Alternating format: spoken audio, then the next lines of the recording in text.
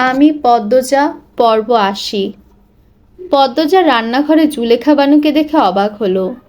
অচেনা হলেও সালাম দিল, আসসালামু আলাইকুম। জুলেখা তীক্ষ্ণ চোখে পদ্মজার দিকে তাকালেন, অবহেলার স্বরে বললেন, ওয়ালাইকুম আসসালাম। রিনু ছিল রান্নাঘরে।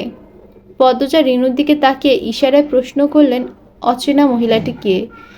রিনু হেসে বলল, মৃদুল ভাইজানের আম্মা। পদ্মজার ঠোঁটে হাসি ফুটল। জুলেখার দিকে এক পা এগিয়ে এসে বলল, দুঃখিত, চিনতে পারিনি। আপনি প্লেট ধুচ্ছেন কেন? রাখুন, আমি ধুয়ে দিচ্ছি। জুলেখা মুখ ফিরিয়ে নিলেন। তিনি চুপচাপ প্লেট ধুয়ে চুপচাপ বেরিয়ে গেলেন। মুখের প্রতিক্রিয়াতে পদ্মজার প্রতি ছিল অবজ্ঞা, ঘৃণা। পদ্মজা মনে মনে আহত হয়। জুলেখার দৃষ্টি ক্ষতবিক্ষত করে দেওয়ার মতো ছিল। পদ্মজা জুলেখার যাওয়ার পানে চেয়ে রইল।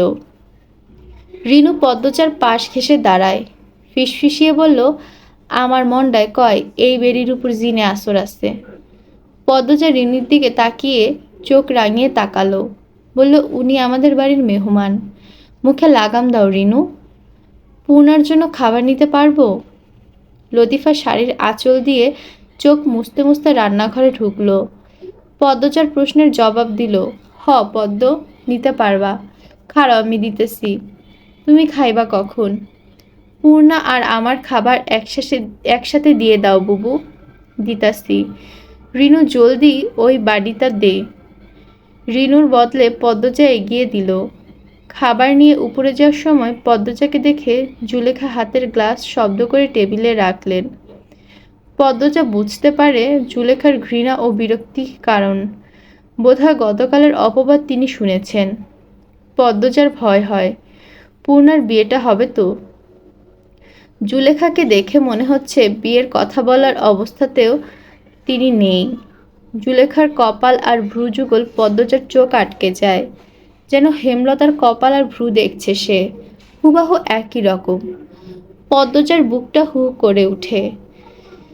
সে দুই চোখ মেলে জুলেখার কপালের দিকে তাকিয়ে থাকে। তার চোখের দৃষ্টি যেন জন্মান্তরের দুঃখ। পদ্মজাকে দাঁড়িয়ে থাকতে দেখে জুলেখা উঠে চলে যান।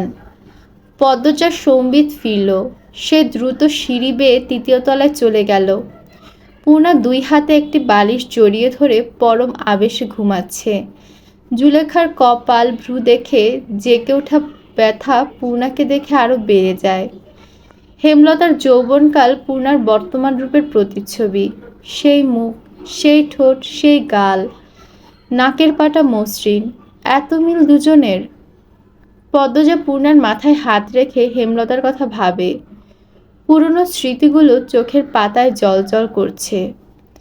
পদ্মজা পূর্ণার মুখের দিকে তাকিয়ে অস্পষ্ট স্বরে বলল, আম্মা। তার দুই চোখ জলে ভরে ওঠে। পূর্ণা কি কখনো জানবে? পদ্মজা পূর্ণার ঘুমন্ত মুখ দেখে বহুবার আম্মা বলে কেঁদেছে। সে মনকে বুঝিয়েছে, এই তো আম্মা আছে, আমার সামনেই আছে, আমি এতিম নই। পদ্মজা হাতের উল্টো পাশ দিয়ে চোখের জল মুছল। পূর্ণা এত আরাম করে ঘুমাচ্ছে যে পদ্মজার ঘুম ভাঙতে মায়া হচ্ছে, কিন্তু বেলা করে খাওয়া তার একদম পছন্দ না। খেয়ে না হয় আরও ঘুমানো যাবে। পদ্মজা পূর্ণার চোখে মুখে স্নেহের পরশ বুলিয়ে রাখল, পূর্ণা, পূর্ণা, এই পূর্ণা। পূর্ণা ধীরে ধীরে চোখ খুলল। পদ্মজা বলল, সূর্য কখন উঠেছে খবর আছে? নামাজের তো নামগন্ধও নেই, যা দ্রুত হাত মুখ ধুয়ে আয়।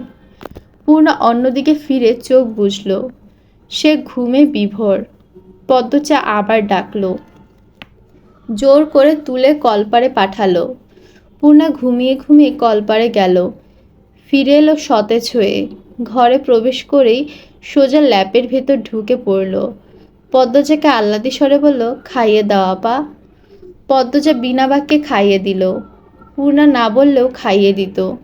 খাওয়ার মাঝে পূর্ণা কথা বলতে চেয়েছিল, পদ্মজা নিষেধ করে। খাওয়ার মাঝে কথা বলা ভালো না বলে চুপ করিয়ে দেয়। খাওয়া শেষে পদ্মজা বলল, শেষ রাতে কোথায় থেকে ফিরেছিলি?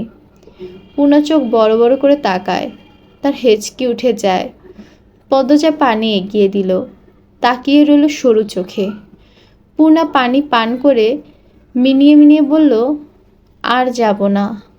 পদ্মজা গুরুজনদের মতো বলল, বাড়তি কথা না বলে প্রশ্নের উত্তর দেয়া বাধ্যতা। পূর্ণা ভয়ে দিশেহারা হয়ে যাচ্ছে। সে ঢোক গিলে নতজানু হয়ে বলল, মৃদুল যে ওনার সাথে দেখা করতে গিয়েছিলাম। সে ডেকেছিল। হুম। আর তুইও চলে গেলি। পূর্ণার মনে হচ্ছে সে ফাঁসির দড়ির সামনে দাঁড়িয়ে আছে, যে কোনো মুহূর্তে ঝুলে যাবে। পদ্মজা বিছানা ছেড়ে উঠে দাঁড়ালো। ঘরের দুই দিকে জানালা আছে। পূর্বের দিকের জানালা খোলা, উত্তর দিকেরটা বন্ধ। সে উত্তর দিকের জানালা খুলতে খুলতে বলল, বিয়ের আগে মাঝরাতে দেখা করাটা কি ঠিক হলো? মৃদুল এখনো পরপুরুষ, বিয়েও ঠিক হয়নি। যখন এসে শুয়েছিস তখন টের পেয়েছি, তার আগে টের পেলে কান ধরে ঘরে নিয়ে আসতাম। পূর্ণ অপরাধী কণ্ঠে বলল, আপা আর যাব না, ক্ষমা করে দাও। পদ্মজা পূর্ণার পাশে এসে বসে। পূর্ণার হাতের উপর নিজের এক হাত রেখে বলল, বিয়ের পর আমার বোনের জীবন হাজার জ্যোৎস্না আসুক। পূর্ণা তার অন্য হাত পদ্মজার হাতের উপর রাখলো।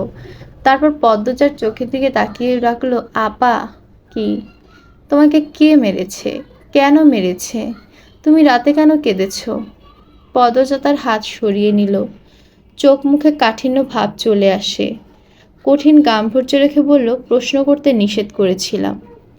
পূর্ণা চোখ নামিয়ে বলল, আপা আমি জানতে চাই। পদ্মজা দাঁড়িয়ে পড়ল, বলল, বাড়ি ফিরে যা। মৃদুলের আব্বা আম্মা আসছে, যখন তোকে প্রয়োজন হবে ডেকে পাঠাবো। তার আগে এই বাড়ির আশেপাশেও যেন না দেখি। পদ্মজা ঘর থেকে বেরিয়ে যেতে উদ্যত হয়। পূর্ণা তার পায়ের ওপর থেকে দ্রুত ল্যাপ সরালো। তারপর দৌড়ে পদ্মজার সামনে এসে দাঁড়ালো। অনুরোধ করে বলল, আপা আপা দোহাই লাগে বলো। আমি তোমার সব কথা শুনি, কিন্তু এইটা শোনা সম্ভব হচ্ছে না। পূর্ণা। পূর্ণা আচমকা পদ্মজার দুই পা জড়িয়ে বলল, কাঁদো কাঁদো স্বরে বলল, আপা পায়ে পড়ছি, আমাকে সব বলো। তোমার গালের ক্ষত, গলার দাগ আমাকে কষ্ট দিচ্ছে। আমি শান্তি পাচ্ছি না।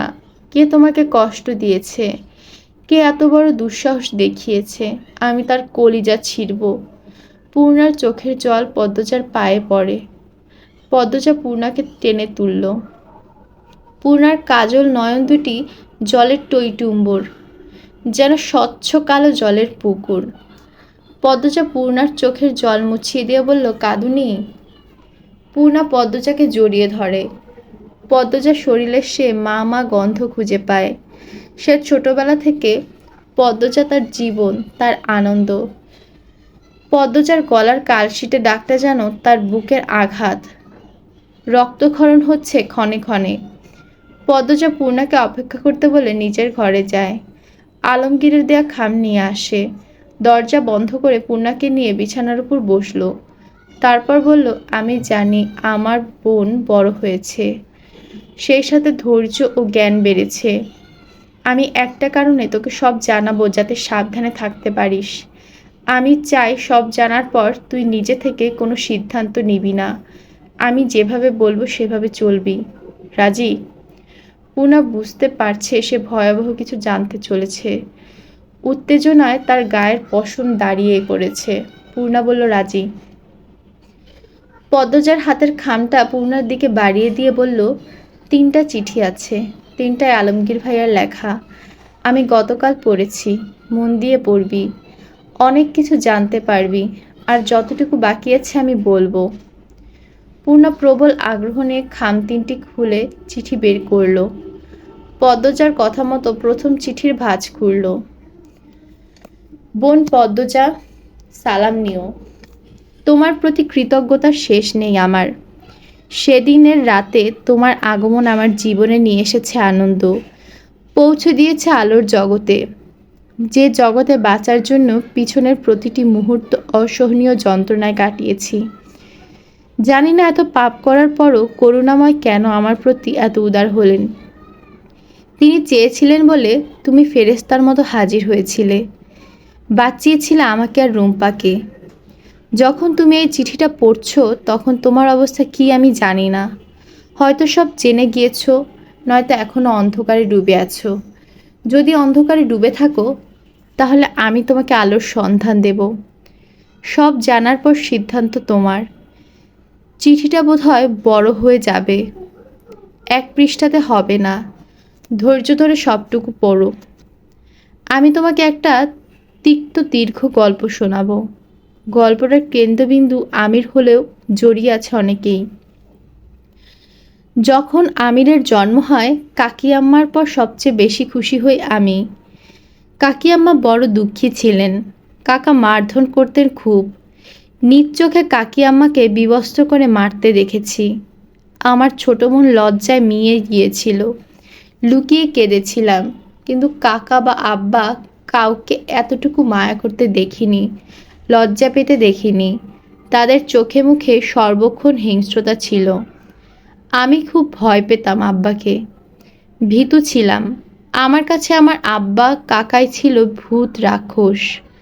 আমার আম্মা সবসময় পাথরের মতো নিশ্চুপ, তার অনুভূতি অসার। কাকিয়াম্মা ছিলেন আমার মা। তিনি বহুবার আমার বুকে জড়িয়ে ধরে একটা ছেলের জন্য আক্ষেপ করেছেন।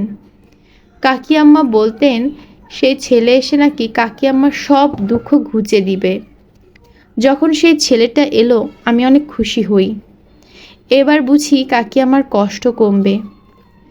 কাকিয়াম্মা বলেছিলেন আমির হবে পুলিশ, সব অন্যায়কারীকে শাস্তি দেবে, আর আমি হব শিক্ষক। শুধু কাকিয়াম্মা না, আমারও ইচ্ছে ছিল আমি শিক্ষক হব। ছোট ছোট বাচ্চাদের পড়াবো, সব বাচ্চাদের আদর্শ হব। সবাই দেখে সালাম দিবে, সম্মান করবে। সারাক্ষণ হাতে একটা বই নিয়ে হাঁটবো। এই স্বপ্ন নিয়ে পড়তে থাকি স্কুলে। এর মাঝে আব্বা একটা বাচ্চা নিয়ে আসে, বলে সে নাকি আমাদের আরেক ভাই, তার নাম রিদওয়ান। আমরা 4 ভাই হয়ে যাই।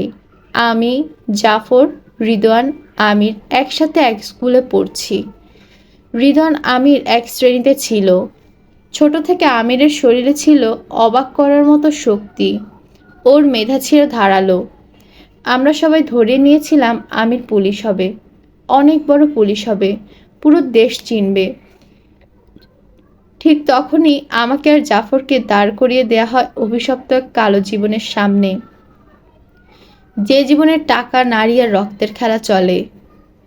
আমাদের বুঝিয়ে দেয়া হয় নারী হচ্ছে ভোগের বস্তু। পাতাল ঘরে বনেদি ঘরের 2-3 জন পুরুষের দেখাও মিলে। তারা দুজন নারীকে আমাদের সামনে কুৎসিতভাবে আঘাত করে। আব্বা কাকা উপভোগ করে সেই দৃশ্য। সেই অসহায় 2 নারীর চিৎকার কলিজা ছিঁড়ে যায় আমার।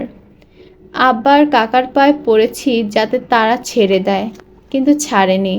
রক্ত দেখে জাফর অজ্ঞান হয়। ও রক্ত সহ্য করতে পারতো না। রক্তে খুব ভয় ছিল জাফরের।